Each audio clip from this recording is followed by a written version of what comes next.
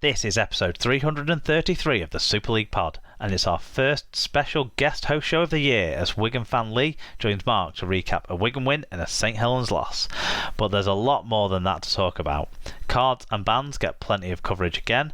Agar's departure from Leeds Head Coach role gets the SLP treatment with your fan views, and Toulouse get their first win in Super League in Underdogs week. Plus, we pick out some of the worst haircuts in rugby league, find out what really happens in a Catalans sin bin, and hear about the cutest, most adorable pack in all of Super League. So get strapped in, it's SLP time.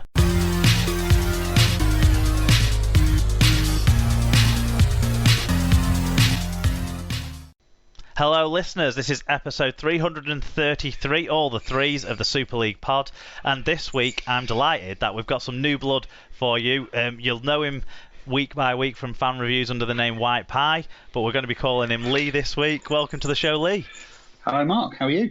I'm good, thank you. Yeah, it's great to have you on. You won the kind of contest, as it were, to be the first guest host of the year, so are you Lucky excited me. for your debut? I can hardly contain my excitement. It's incredible. Well, we won. We won, yeah. I was going to say, I remember you saying last week this is going to be horrible if we came along and it was Wigan had lost. It would have been a very, very dull call. Yeah, instead you've got two Wigan fans call. Probably going to talk way too long about Toulouse being in St Helens. Absolutely.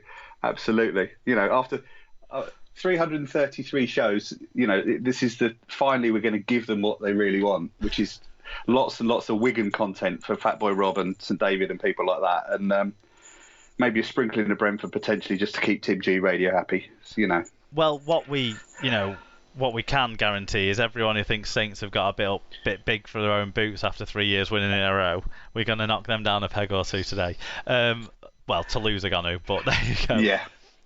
Okay, so just to shout out that Super League Pod is supported by Rob's Megastore. Rob's Megastore stocks a wide variety of toys, stationery, arts and craft ideas, pet accessories, books and of course Rugby League birthday cards. Search Rob's Megastore on eBay or find the link on our episode blog post on superleaguepod.com. And SLP listeners can use the code SLP10, that's SLP10 at checkout and get 10% off any orders over £5, or put in SLP discount and you'll give that 10% instead towards funding SLP's running costs. The order of the show this week, Lee, you've seen the rundown and it looks a bit weird because we've jumbled it up a bit. We're gonna find out a little bit more about yourself first of all, but then we're going to get into the Super League match reviews, and unconventionally the Thursday game isn't going to be the first game we talk about. We're going to start with a third game this week because that's where the big news story comes into play. Obviously Richard Agar leaving Leeds. We'll also got a little section where we're going to check in on people's views on the 6 again rule, because that's had some newsworthy opinions expressed in the last week or so we got our poll out. And then, obviously, as people have come to expect, we'll make our guesses for next week. That's Challenge Cup we'll be talking about. League One gets underway as well, and we'll cover off all the other results and bits and pieces of news as we go along. So get ready for all of that. But the first order of business today is to find out more about you, Lee. Find out more about your rugby league story. Well, I obviously did the rugby league stories back during the close season. I sent that through to you, and long story short, I'm not a native of the Northwest or of the M62 corridor, but always used to watch rugby league on a Saturday on Grandstand or whatever when I lived in London. And as so many good stories start, the love of a good woman, boy meets girl. My girl particularly happened to be from Loughton, so near Wigan. Her father-in-law was a Wigan season ticket holder whenever we came up here.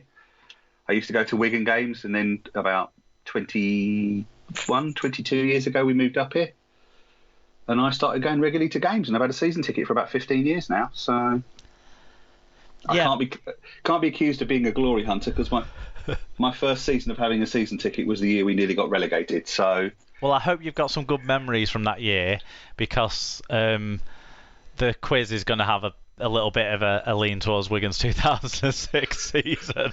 Oh, fantastic. You know, because the Saints fans need to get the balance, don't we, with them having, having a good chuckle at how bad we were back then after they've lost to Toulouse this week. So you've been a Wigan season ticket holder for 15 years or so. Your other sporting love, which we heard about quite a lot when Tim was co-hosting the show, is Brentford. So Yeah, Brentford Football Clubs. So have you been enjoying their Premier League season this year? I've enjoyed it more the last couple of weeks when we've been winning games again. But I'm happy that we're not getting handed our backsides on a plate every week by City and Liverpool and people like that.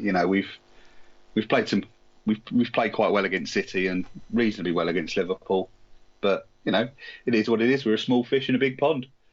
So, yeah, and a throwback to last week's show where we had the question about who a Sunderland fan should support. You're a prime example of just turn the stripes on the side, turn them into hoops, and there's your club. Yeah, definitely.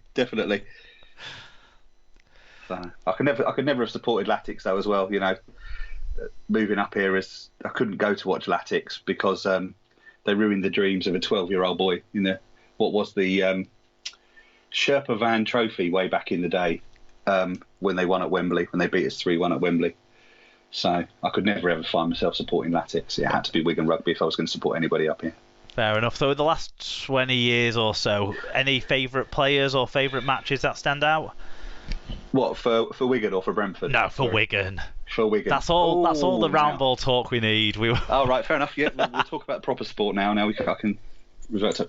Well, best moment has to be your man crush in 2011 on Good Friday.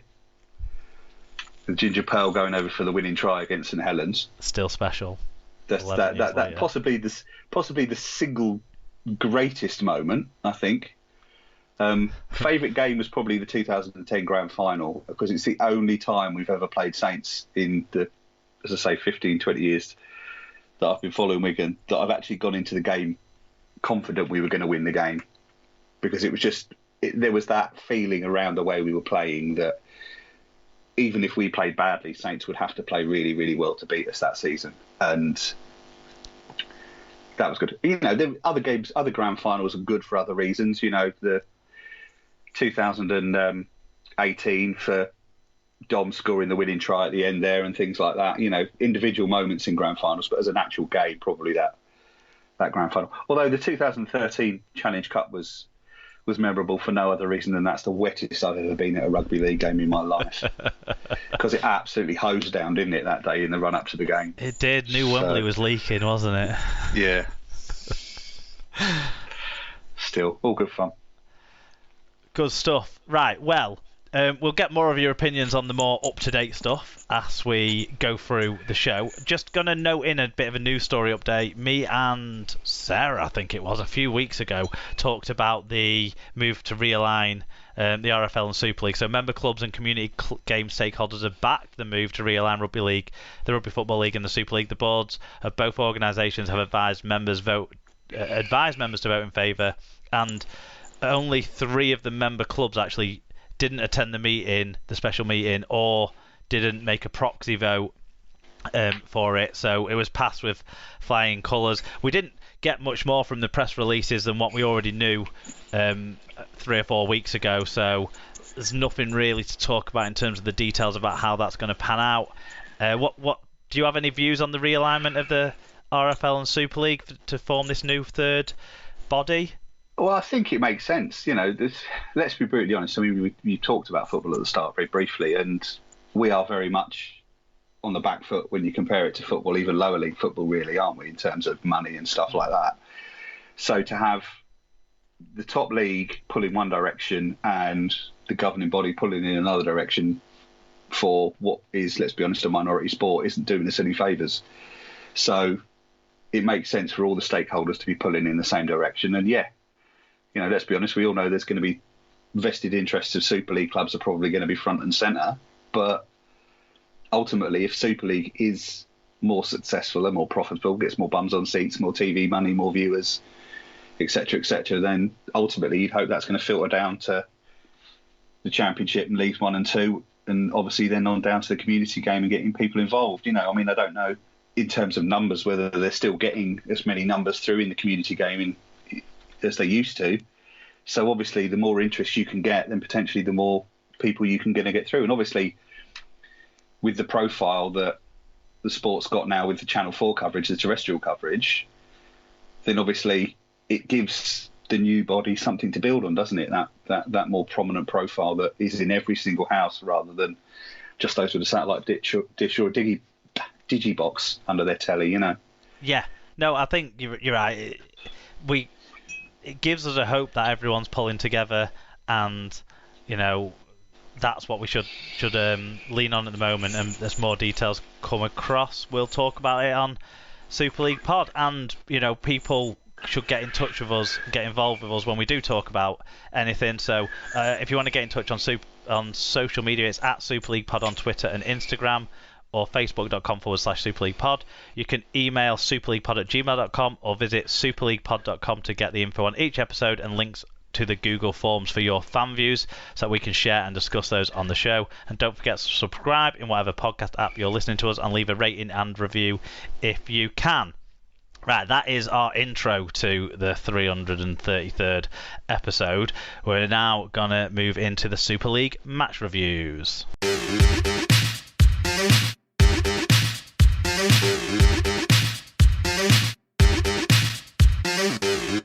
Super League match reviews time, and it was round 6 of the Super League, and as we teased at the top, we're starting with game 3 this week, which was Friday night's televised game in Salford, where it was 26-12 it finished to the host Salford Red Devils. It was actually 10-8 to Leeds at half time, but that got turned on its head. 5,756 were there. Jack Smith was the referee. Salford turned twice as many breaks, 6-3, into twice as many tries, 4-2, and enjoyed a 1.3 metres per carry better average gain, although they actually only made 4 total metres more than Leeds did. It might have been an even bigger win, actually, without the 11-5 error count against the Red Devils. Individually, I'm not going to make you read the stats out, Lee, because you might... Some of my abbreviations might make no sense, but King Vuniyayawa got a try, assist and 214 metres against his former side. Kensio a try, 134 metres before going off with his nasty head knock. Joe Burgess 125 metres and 2 clean breaks, and Tim Laffey 122 metres. For the losing Leeds side, Cam Smith had 41 tackles and 120 metres. Ash Handley had a try, 139 metres and 2 clean breaks. Liam Sutcliffe had 121 metres, and Reece Martin had 119 metres. What we're going to do, we're going to run through quickly the fan views on the game. There weren't actually that many. We got way more on the news story. So we'll run through the fan views on the game. Then we'll talk Richard Agar. Then we'll come back to the game to talk some nice stuff about Salford. Let's do it in that order. So do you want to give us the first of the fan views? Yep. So the first fan view, Dr. Bob Phillips. Well, Leeds looked nervous throughout the first half despite a better attack, and then looked terrified in the third quarter. The fourth saw us lose all sense of a winning mentality and let the Devils rip away. It was an excellent broken field try to start that tearing, however. John Hamilton said Leeds were just hanging on until the Burgess break that led to Atkins' try. Generally pretty underwhelming after a good start. Leaky defence and handling errors stopped either team from running away with it. The only consistent thing for Leeds this season is the sin bins. Mark W. said, Caesar and Austin seem to be a half-back partnership based entirely around harnessing the power of still being mad at your ex. But despite both Huddersfield and Warrington lacking attacking flair this weekend, neither club will be watching this game with any regrets. The problems go deeper than Agar, but you should have brought Dwyer on much earlier to give them some pace. And Carsten said, is it I don't want to go to rehab or Back in Black for Zany Winehouse? Yeah, of course, Zane Tetavano got a sin bin for the tackle. Was it a sin bin? Yeah, it was a sin bin he got, wasn't it? It could have been a red card for the reckless high tackle that he put in on Kensio. He ended up with a grade B charge from the match review panel, 2-match penalty notice, because of course he's at the top end of any ban range because he's always late and high. So yeah, that all seems fair enough from that perspective. Let's do Richard Agar because 3 days after the game, it'd been sat stewing on it, but I think we all felt the writing was on the wall, maybe even before this match, as Richard Agar confirmed he stood down as head coach of Leeds Rhinos after one win in their opening 6 Super League games. The 50-year-old took over in 2019 and led the Rhinos to the 2020 Challenge Cup, their first silverware since 2017. However, their poor start to the season following high-profile recruitment of players such as Blake Austin and Aidan Caesar has seen Agar step aside. Assistant coach Jamie Jones Buchanan will take interim charge for Saturday's Challenge Cup tie against Castleford. He will work alongside Sean Long and performance director Richard Humwicks.